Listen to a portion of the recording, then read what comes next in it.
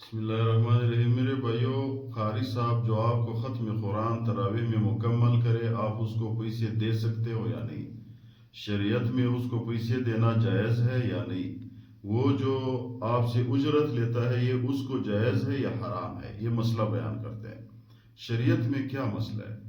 مسئلہ یہ ہے میرے بھائیوں، دو رائے ہیں۔ ایک رائے یہ ہے کہ وَإِلَىٰ عَادٍ أَخَاهُمْ هُودًا، ایک آیت پہ بعض لوگ یہ دلیل لیتے ہیں کہ اس وقت کی نبی نے یا نبی علیہ السلام نے قوم کو یہ کہا کہ یا قوم لا اسألکم علیہ اجرا، میں تم لوگوں سے اجر نہیں مانگتا، میں تم لوگوں سے بھیک نہیں مانگتا، ان اجر الا علی اللہ، ہمیں اجر دیتا ہے اللہ تعالیٰ، میں آپ لوگوں سے بھیک نہیں مانگتا، کیونکہ نبی کا کام ہے لوگوں کو دین سکھانا، تو دین سکھانے پہ اجر وہ نہیں مانگ سکتا۔ بس یہ قرآن کریم کی دلیل وہ دے رہا ہے۔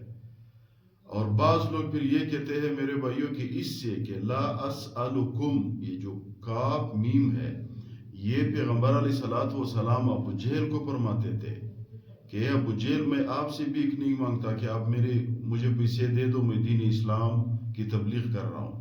پیغمبر علیہ الصلوۃ والسلام، اس سے ابو جہل مراد ہے، عتبہ مراد ہے، شیبہ مراد ہے، اس سے صحابہ نہیں مراد، کیونکہ پیغمبر علیہ الصلوۃ والسلام ابو بکر صدیق رضی اللہ تعالیٰ عنہ کو فرماتے تھے کہ بھائی لے آؤ مال، جہاد کے لیے جا رہے، چندہ اکٹھا کرو۔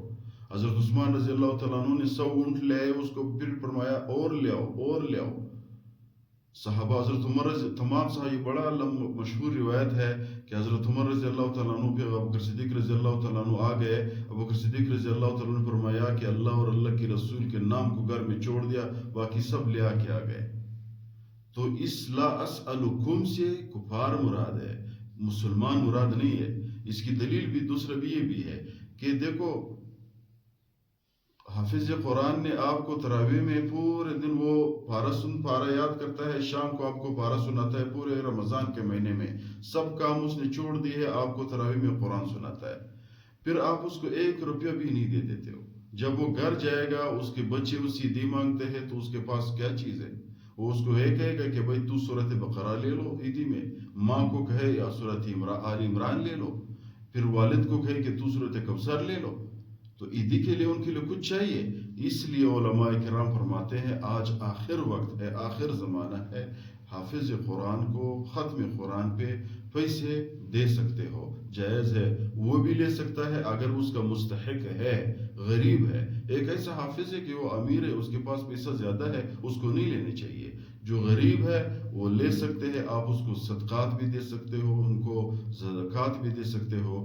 تو اس لیے جو لوگ فرماتے ہیں کہ بھائی نہیں جائز، ان کا وہ دلیل ہے، اور جو لوگ فرماتے ہیں کہ جائز ہے، اس کا یہ دلیل ہے۔ باقی اللہ تعالیٰ ہماری مدد کرے۔